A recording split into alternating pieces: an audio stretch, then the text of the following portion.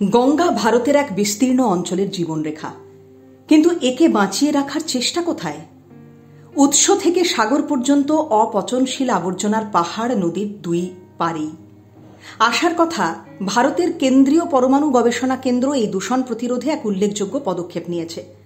গোমুখ থেকে গঙ্গাসাগর পর্যন্ত গঙ্গার পাড় সাফাই করার কর্মসূচি নিয়েছে তারা।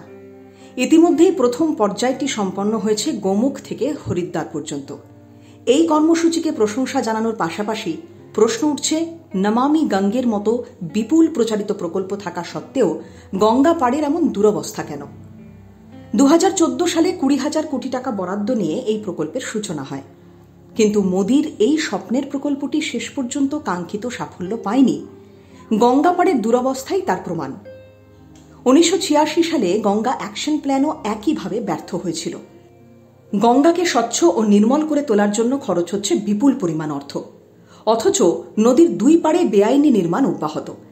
জাতীয় পরিবেশ আদালতের নির্দেশ অমান্য করা হচ্ছে নির্বিচারে। এ প্রহসন কি চলতেই থাকবে? সমস্যা হলো, গঙ্গাকে দেশের পরিবেশের সঙ্গে যুক্ত করা যায়নি এখনো। দেবী হয়ে থাকার জন্য গঙ্গা পাড়ে গড়ে উঠেছে একাধিক তীর্থস্থান।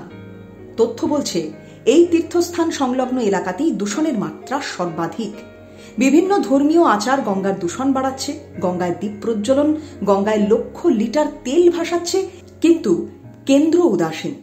বরং এই ধর্মীয় মতবাদ উস্কে দেওয়া হচ্ছে দিন দিন। এরপর রয়েছে অপরিকল্পিত উন্নয়নের জোর ধাক্কা। সব মিলিয়ে দূষিত হচ্ছে গঙ্গা, আমাদের মা।